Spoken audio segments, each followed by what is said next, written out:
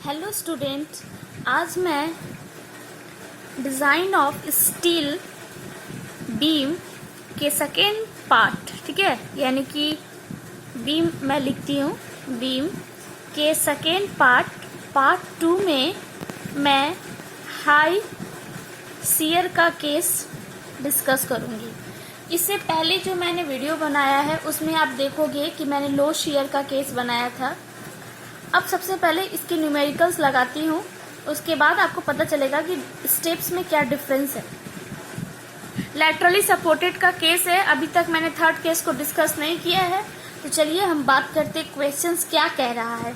जैसा मैं स्टेप्स में बनाती हूँ प्लीज़ आप उसी तरीके से बनाइए, आपके आंसर्स आएंगे। और कोड बुक में जो गिवन है प्लीज़ आप कोड बुक को बार बार देखने की बजाय जितना प्रैक्टिस करोगे फॉर्मूला आपके फिंगर टिप्स पे होंगे। दोस्तों, मैं अपने वीडियो को स्टार्ट करने से पहले आपसे रिक्वेस्ट करती हूँ कि मेरे वीडियो को ज़्यादा से ज़्यादा शेयर कीजिए, लाइक कीजिए और मेरे चैनल को सब्सक्राइब कीजिए ताकि मुझे हमेशा मोटिवेशंस मिलते रहे और आप लोगों का प्यार। दोस्तों, जैसा कि इसमें बताया गया है, design laterally supported beam of effective span 5 metre for the following data. Following data जो है ये हमारा गिवन है। इससे पहले जो मैंने क्वेश्चंस किया था उसमें फैक्टर लोड मैंने निकाला था, बट इस क्वेश्चंस में पहले से गिवन है। देखिए क्या क्या गिवन है। Grade of steel Fe 410, factor maximum bending moment given है, ठीक है। फैक्टर मैक्सिमम बेंडिंग मोमेंट जो सेक्शंस का है वो गिवन है। और तीसरा जो है फैक्टर मैक्सिमम शियर फोर्स भी गिवन है। अब हम सबसे पहले जैसा हम करते हैं स्टेप 1, इस केस में हमारा स्टेप 1 जो है वो कम हो गया। सबसे पहले सेक्शन के हम क्या करेंगे, मॉडुलस को निकालने की कोशिश करेंगे। Plastic section of modulus member ZP require कितना चाहिए जो इस लोड को बियर कर सकते हैं, इन सारे कंडीशंस को बियर कर सकते हैं। तो उसका फॉर्मूला होता है maximum bending moment divided by Fy whole divided by gamma m0। दोस्तों, मैं एक बात बताना चाहूंगी कि इससे पहले जो मैंने न्यूमेरिकल बनाया उसमें Z रिक्वायर जो है मैंने डिवीजन की जगह पे गलती से मल्टीप्लाई कर दिया, बट कैलकुलेशन मेरा सही है। तो प्लीज़ अगर आप वहाँ अगर बनाते हैं तो प्लीज़ इस चीज़ को ध्यान दीजिएगा। हमारा जस्ट पता है कि फैक्टर मैक्सिमम बेंडिंग मोमेंट 180 है, किलो न्यूटन मीटर है, इसे मैंने चेंज कर लिया है Newton millimetre into factor load कितना है, सॉरी गामा m0 की वैल्यू हमें पता है 1.1। ये जब ऊपर आ जाएगा तो मल्टीप्लाई हो जाएगा Fy, क्योंकि हम 410 ग्रेड ऑफ स्टील कितना है 410, तो 250। जब मैंने इसे सॉल्व किया तो मैंने आर्बिट्रेटरी इसको मतलब माना है कि हमारा जो है रिक्वायरमेंट इतनी की है। बट जब हम IS कोड में देखेंगे, IS कोड 2007 में देखेंगे, प्लीज दोस्तों मैं आपको पेज नंबर इसलिए नहीं बताती हूँ ताकि जो लोग भी सेमेस्टर का एग्जाम देना चाहते हैं वो प्लीज IS कोड खोल कर देखिए कि बीम चैप्टर में आपको अलग अलग मेंबर्स होंगे जिसकी प्रॉपर्टी आपको लिखना है। तो मेरा जो है plastic section of modulus of the member कितना है 792 इंटू 10⁻³ मिलीमीटर क्यूब। तो मैं देखूंगी कि इसके आसपास कौन सा है जो कि मिल सकता है। तो मैंने देखा कि ये करीब करीब 800 के आसपास है। तो मेरे पास जो सेक्शंस है ISLB का वो है 350 लेंथ है और इसकी वेट कितनी है 0.485 किलो न्यूटन पर मीटर, यानी length overall length by weight. तो property of this sections member आप देखोगे IS कोड को, जब देखोगे उसमें जो मेंबर्स मैंने सेलेक्ट किया है इसको देखते हुए मैंने इसको देखा तो इसके अराउंड हमें ये मिला plastic section of modulus. Similarly हमें जेडी की भी वैल्यू मिल जाएगी। कहाँ से मिलेगी, कोड से। आई सेक्शन का कोड है, देखिए ये मिल गया। फिर हाइट, ओवरऑल हाइट 350 गिवन है। सिमिलरली विड्थ ऑफ फ्लेंज कितना है 165, thickness of flange, thickness of wave और ये रेडियस ऑफ रूट। अब हम क्या करेंगे, फ्लेंज को अगर हम माइनस कर देते हैं, हमें डी निकालना है, तो ओवरऑल डेप्थ से अगर फ्लेंज की थिकनेस माइनस कर देते हैं और रेडियस ऑफ रूट को अगर माइनस कर देते हैं तो हमें कौन सा मिल जाएगा, इफेक्टिव डेप्थ मिल जाएगा। तो इफेक्टिव डेप्थ ऑफ वेब कितना निकल के आया, 295.2 मिलीमीटर। आप देख सकते हो एच की वैल्यू 350 है, टू टाइम्स क्योंकि एक यहाँ फ्लेंज है, दूसरा फ्लेंज यहाँ है। Thickness of flange plus radius of root कितना गिवन है, 16। आई होप दोस्तों स्टेप 1 आपको क्लियर है। सिमिलरली हम चेक करेंगे कि हमारा जो मेंबर है, जो हमारा सेक्शन है, वो प्लास्टिक है, कॉम्पैक्ट है या सेमी कॉम्पैक्ट।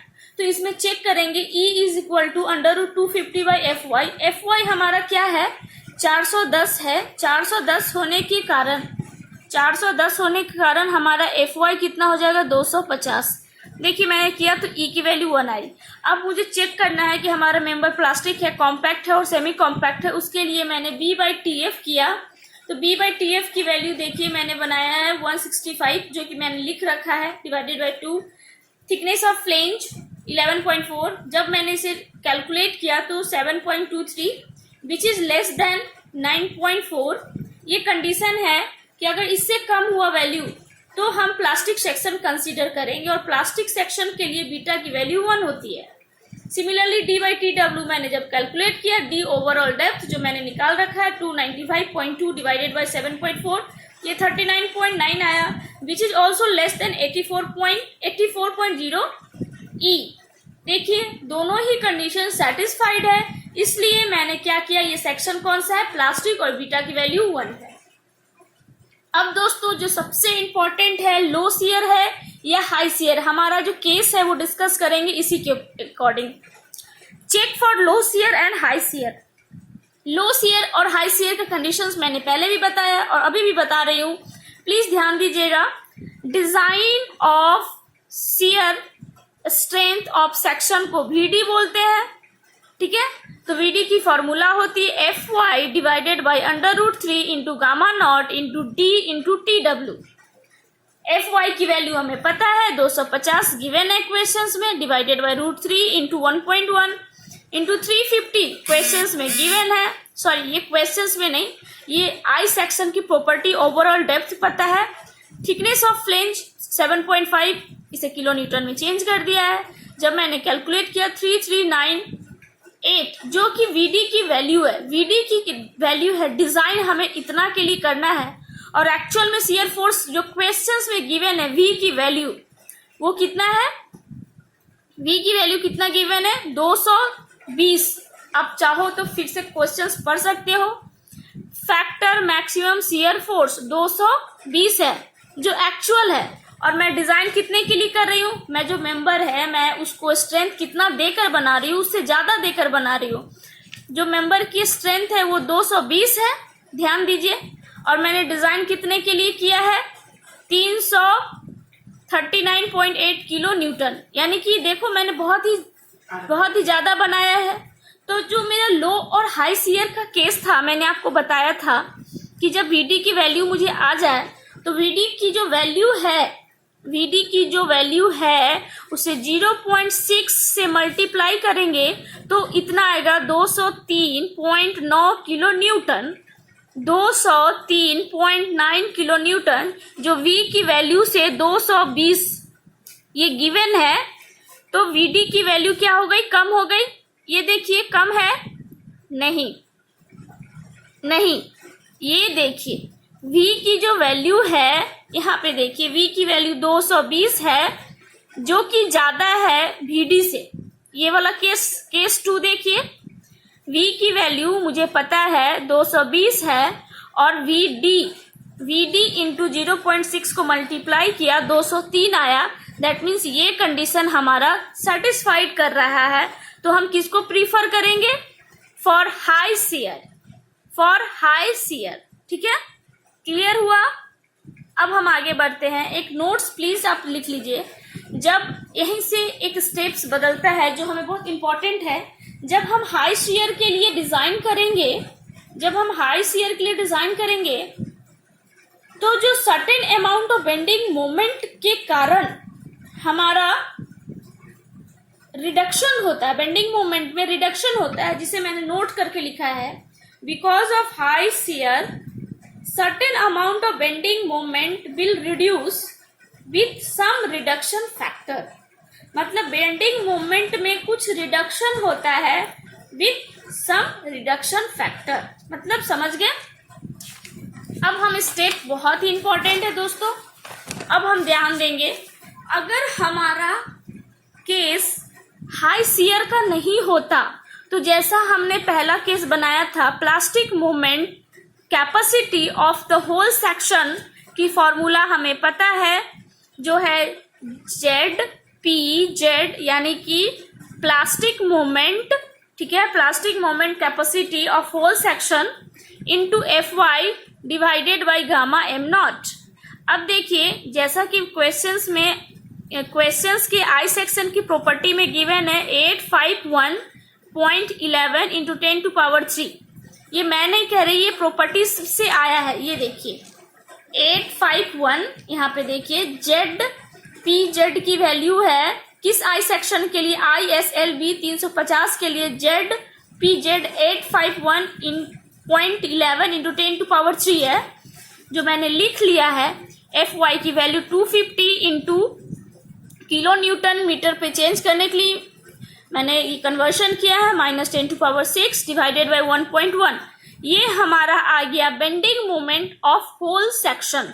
सबसे पहला स्टेप में मैंने क्या किया कि पूरे आई सेक्शन का, अब ध्यान दीजिए जो मैं कहना चाह रही हूँ, पूरे आई सेक्शन का मैंने बेंडिंग मोमेंट डिजाइन कर लिया, डिजाइन वैल्यू निकाल लिया। तो मेरा कितना है 193.43, यानी design bending moment for whole section. लेकिन हमें शियर केस के कारण सम रिडक्शंस वैल्यू से इसे माइनस करना है, ओरिजिनल को, ओरिजिनल में से कुछ हमको बेंडिंग मोमेंट को माइनस करना है। तो मैंने लिखा है कि we have to multiply with some reduction factor to find the plastic design moment because of high shear in the section. इसका मतलब है कि जब होल का इतना प्लास्टिक मोमेंट कैपेसिटी है तो शियर फोर्स के कारण, हाई शियर फोर्स के कारण जो हमारा एरिया का रिडक्शंस होगा वो कैसे निकालेंगे। तो देखिए मैंने एक नया टर्म्स इंट्रोड्यूस किया है, section of modulus of cross section excluding shear area. मतलब ये जो एरिया है इसे एक्सक्लूड कर देंगे, हटा देंगे, और इस एरिया में हम फाइंड करेंगे, इस एरिया के लिए फाइंड करेंगे, वेव के लिए फाइंड करेंगे। तो मेरा एफ डी जो है वो है जेड एफ डी जो है, इसमें हम क्या कर रहे हैं, एक्सक्लूडिंग शियर एरिया। हम लोग मॉडुलस ऑफ सेक्शन जो है हमारा सेक्शन में, उस एरिया को एक्सक्लूड करके हम प्लास्टिक मोमेंट निकाल रहे हैं। उसके लिए फॉर्मूला है Z P Z minus A W into Y W, ठीक है, वाई डब्ल्यू। अब देखिए बहुत लोग कंफ्यूज हो जाते हैं कि ये क्या है।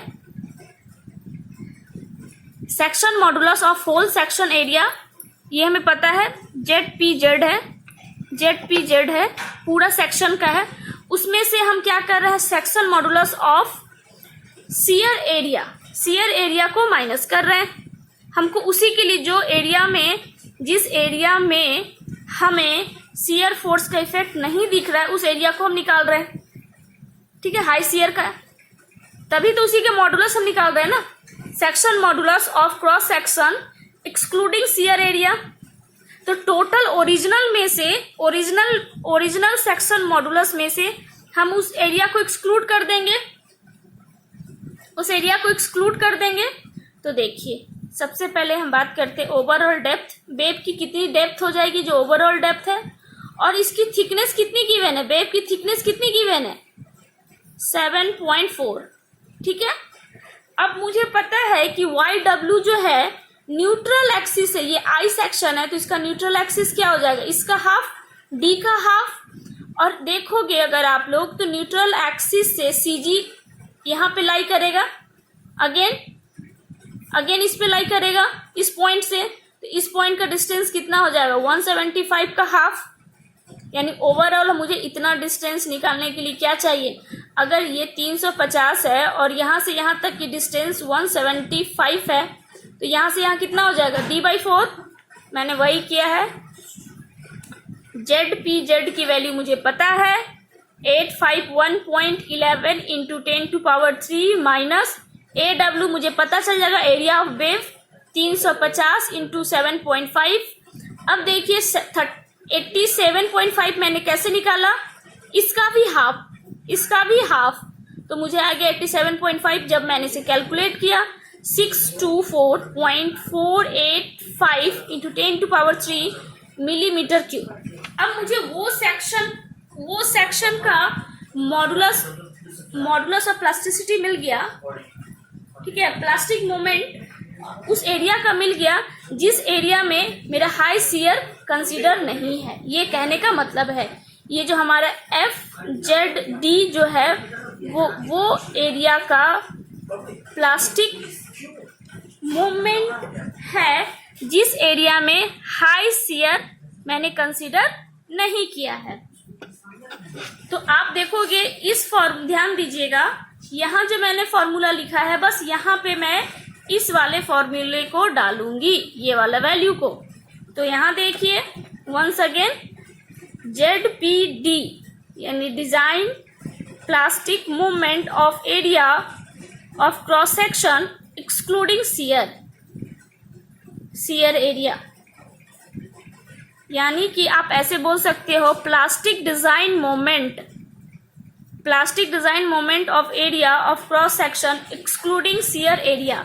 तो मुझे नया फिर MFD निकालना पड़ा, जिसके लिए मुझे सेक्शन का प्लास्टिक डिजाइन मोमेंट पता है कितना है, जो मैंने निकाल लिया है यहाँ देखिए, ठीक है। तो मैंने क्या किया 624.48 इंटू 10⁻³ FY की वैल्यू मुझे पता है 1.1 गामा नॉट की वैल्यू। जब मैंने इसे सॉल्व किया तो मुझे आ गया एक्चुअल, मुझे ये आ गया कि इस पे कितना हमारा प्लास्टिक मोमेंट लग रहा है फॉर द डिजाइन पर्पस, कि वो एरिया है जहाँ पे हाई शियर को मैंने कंसीडर नहीं किया है, उसके डिजाइन के लिए प्लास्टिक मोमेंट की कितनी वैल्यू है मैंने ये फाइंड कर लिया। अब देखिए दोस्तों, मैंने बोला था आपको यहाँ पे ध्यान देना कि जो ओरिजिनल है उसमें पहले तो मैंने एरिया का रिडक्शन कर लिया। अब देखो modified plastic design moment due to high stress, अब हमारा जो मॉडिफाइड होके आया है उसका प्लास्टिक डिजाइन मोमेंट करना है, उसके लिए मुझे प्लास्टिक मोमेंट उसका निकालना है। ये फॉर्मूला देखिए प्लीज, इसे ध्यान से देखिए, ये बहुत ही इंपॉर्टेंट है। MDV ये है मॉडिफाइड प्लास्टिक डिजाइन मोमेंट, ये MD की वैल्यू है design plastic moment of whole section की वैल्यू है, उसमें मैंने बीटा को मल्टीप्लाई किया है। और ओरिजिनल जो हमारा वैल्यू आया है, आप चाहो तो मैं आपको एक चीज और समझा सकती हूँ, ध्यान दीजिएगा। यहाँ पे इस पेज को मैं आपको समझाने के लिए ऐसे समझा सकती हूँ कि ये MD जो है, ये पूरे सेक्शन का MD मैंने निकाला है। ध्यान दीजिए, ये जो आपका क्वेश्चंस में है, क्वेश्चंस को आप देख सकते हो, ये जो MD है, MD क्या है, MD मैंने निकाला है पूरे सेक्शन का MD है। MD का मतलब ये plastic moment capacity of the whole section MD है, उसको मैंने माइनस किया है बीटा, मतलब रिडक्शन फैक्टर। फिर मैंने क्या किया है, ओरिजिनल में से जो मेरा मॉडिफाइड आया है, मैंने जिस एरिया में मेरा शियर कंसीडर नहीं किया है उसकी मैंने मोमेंट निकाली है। तो आप देखोगे कि ये जो वैल्यू मैंने निकाला है, इससे पहले मैंने बीटा की वैल्यू निकाल रखी है। बीटा की वैल्यू होता है 2/V। V क्या है, V का मतलब होता है फैक्टर, ठीक है, V की मतलब होता है फैक्टर। एक सेकेंड, V का यहाँ पे वैल्यू मैंने बनाया है, V की वैल्यू होती है, V का मतलब होता है फैक्टर शियर लोड, और VD की मतलब होता है डिजाइन शियर लोड। तो मुझे पता है कि बीटा की वैल्यू कैसे निकालते हैं, V/BD -1 का होल स्क्वायर 2 इंटू 220 गिवन है क्वेश्चंस में। 339 मैंने निकाला है। अब देखोगे 339 ये हमने निकाल रखा है वीडी की वैल्यू मैंने इस न्यूमेरिकल में निकाल रखा है 339। तो मैंने 339 -1 होल स्क्वायर जब किया तो रिडक्शन फैक्टर की वैल्यू आ गई 0.087। अब जब मैंने इस वाले ध्यान दीजिए, जब मैंने ऊपर वाले न्यूमेरिकल में सारे डाटा डाला 193.43 जो कि मुझे पता है इसका ओरिजिनल प्लास्टिक मोमेंट है 193.43 जो मैंने लिख रखा है 193.43। अब मैंने इसे बीटा से मल्टीप्लाई किया है ओरिजिनली, फिर 193.43 माइनस 141.93 किलो न्यूटन मीटर में मेरा ये वैल्यू आया 188.95।